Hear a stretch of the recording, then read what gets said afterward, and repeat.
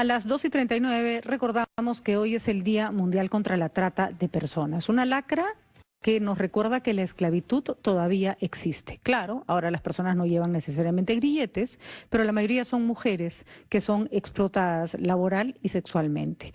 La mayoría de ellas, además, o muchas de ellas, ni siquiera han alcanzado la mayoría de edad. Hay que decirlo, en un país como el nuestro, la trata además se invisibiliza en a veces tradiciones, costumbres que hemos venido arrastrando desde muchos años, ¿no? La famosa sobrina, la que mandan de la sierra a la costa para que estudie en Lima y claro, la tienen básicamente encerrada en una casa trabajando de sol a sol sin recibir ningún tipo de sueldo, ¿no? Por ejemplo, por poner un ejemplo X. Pero el que sabe de todos estos temas y los viene trabajando hace muchísimos años es Ricardo Valdés. Él es director de CHAC Alternativo y nos va a contar sobre estas terribles cifras que involucran, detrás de las cuales hay historias realmente dramáticas.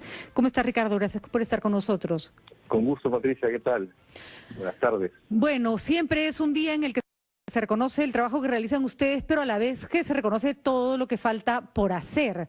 La trata de personas en realidad es un fenómeno que además se acrecienta con, por ejemplo, los fenómenos de migración en el mundo, pero que, como decimos, se disfraza la esclavitud de nuevas formas. Así es, en efecto. Hoy día se conmemora el Día Mundial y es bueno recordar que las víctimas se cuentan por millones, ¿no? O sea, las cifras de Naciones Unidas hablan de 22 millones en el mundo, de las que más o menos pueden ser detectadas y reconocidas por las diversas investigaciones de las policías y ministerios públicos de los países. Algunas entidades internacionales en América Latina hablan de 2,5 millones de víctimas.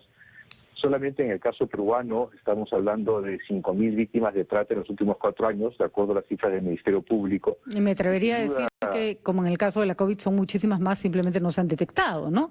Exactamente, ¿no? O sea, solamente son aquellas que realmente logran haber sido rescatadas en algún tipo de operativo o han logrado fugar, porque también tenemos muchas de las víctimas que recuperan su libertad por sí mismas, ¿no? Sin embargo, bueno, la situación es muy complicada y en efecto tiene mucho que hacer, no solamente con el tema de la pandemia. Nos preocupa a nosotros como sociedad civil qué es lo que va a ocurrir en los siguientes meses debido a los factores de vulnerabilidad que se han incrementado muchísimo ahora con el desempleo y con la falta de oportunidades laborales, ¿no?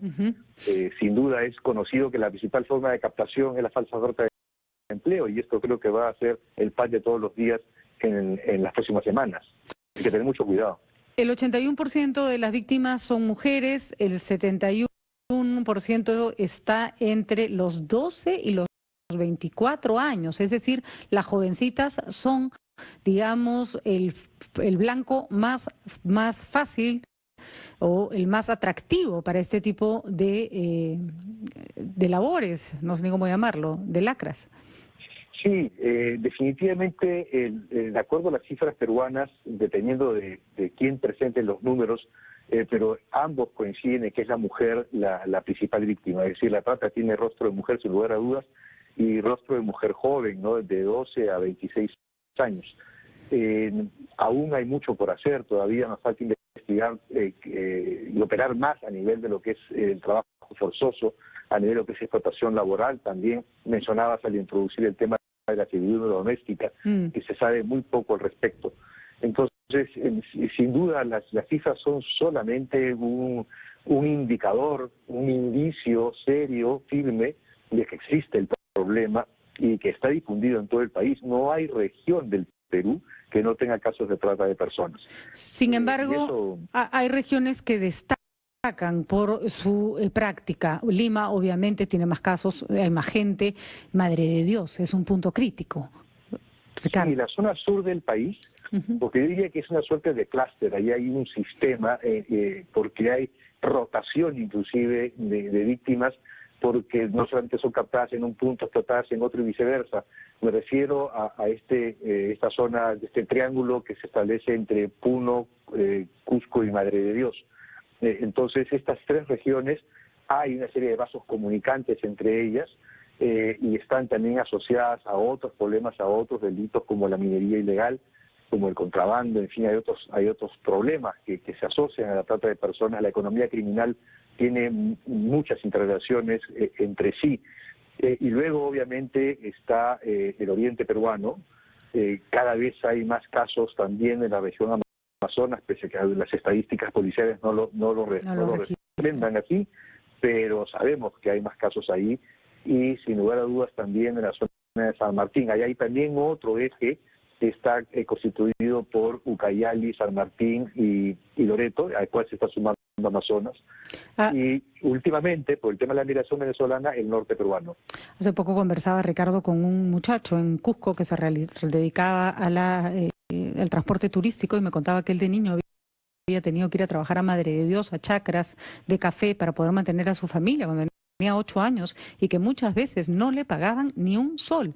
Y este hombre ya tenía más de 40 años, así que estamos hablando de una lacra que tiene larguísima data en nuestro país. Vamos a hacer una pausa para que Ricardo nos explique cuáles son las formas de captación y qué pasa con las víctimas, si realmente saben que están siendo víctimas de trata y que por lo tanto pueden denunciarlo. ¿Son conscientes de que están siendo abusadas de ellas? Vamos rápidamente a una pausa, regresamos con Ricardo Valdés. Hoy es el Día Mundial contra la Trata de Personas, explotación sexual y laboral que no se detiene en nuestro país. Ricardo Valdés con nosotros, director de CHS Alternativo, especialista, una ONG que se dedica a seguir, trabajar y proponer alternativas para combatir la trata de personas. Hoy es el Día Mundial contra la Trata de Personas. Le estábamos preguntando a Ricardo cuál es la forma de captación más habitual en nuestro país para engañar a chicos, a chicas que terminan siendo esclavizados y trabajando prácticamente sin ningún derecho y casi siempre además confinados, sin ni siquiera poder salir del lugar donde se encuentran. Cuéntanos, Ricardo, por favor. Es el engaño, y la forma como el engaño se expresa es a través de la falsa oferta de empleo. Y esto tiene muchísimo que hacer justamente por lo que comentábamos en el bloque anterior, es decir, la estructura de edad de las víctimas.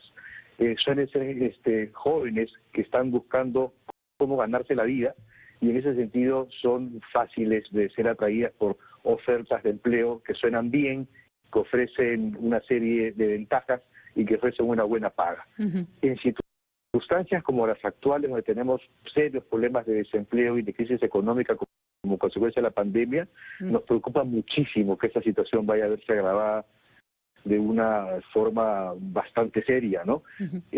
Ya lo estamos viviendo, ya lo estamos viendo, obviamente toda la economía informal e ilegal ha crecido muchísimo, y en ese sentido ese es el principal factor para que realmente esta situación pueda producirse, ¿no?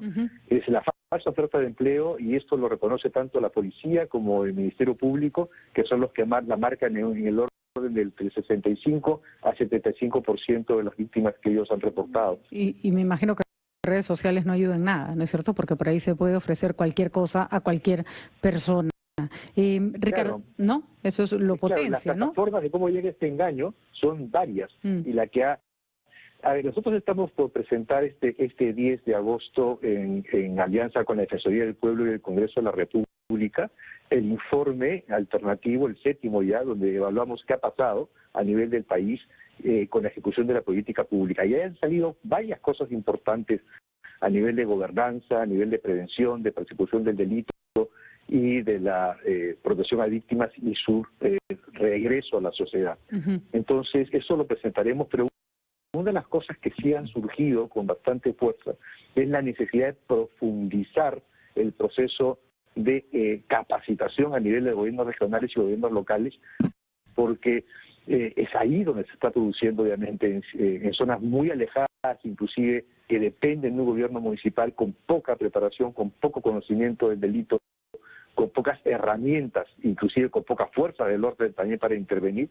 Esos son los sitios donde está creciendo muchísimo la claro. Trata de personas, ¿no? La clase, y a veces ni siquiera se identifica como un delito, ¿no? La clásica sobrina que va a la casa de la tía para ayudarla con los hijos o para apoyarla en el negocio, y la pobre niña trabaja de sol a sol sin recibir ningún tipo de remuneración y además encima con sus libertades absolutamente coactadas. Y se considera normal, ¿no? Eso es absolutamente cierto. Cuando mencionaba si una víctima se considera víctima o no, ahí tenemos una gama muy amplia de situaciones.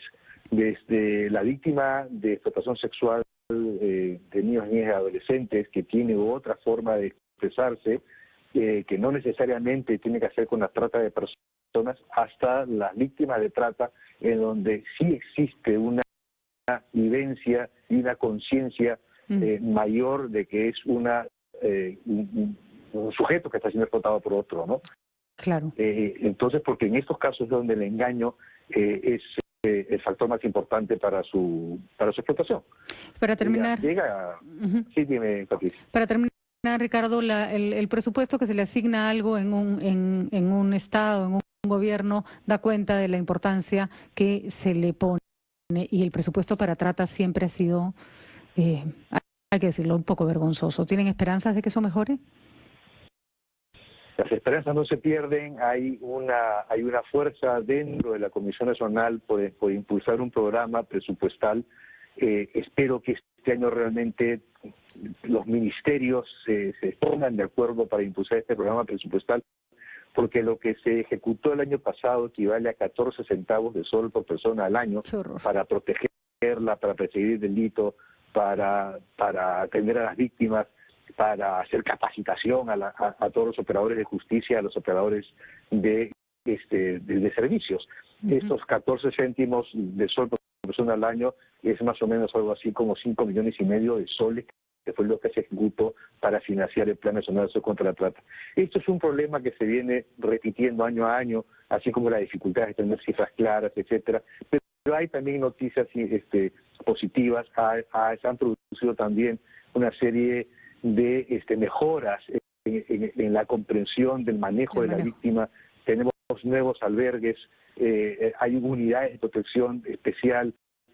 Se ha mejorado inclusive la atención en muchos casos, digamos, la atención directa a la víctima y también en el trato que se le da al momento de ser rescatada. Hay muchas cosas que tenemos que informar aún, y haciendo un balance en donde queremos resaltar lo positivo, pero también las cosas que hay que mejorar. Por supuesto, se necesita dinero para atender a probablemente la última cadena de los más explotados de este país, sobre todo los menores de edad. Muchísimas gracias, Ricardo, y felicitaciones siempre por el trabajo y por la dedicación a un tema que se invisibiliza demasiado en nuestro país. Muy buenas tardes, Ricardo. Gracias por estar con nosotros.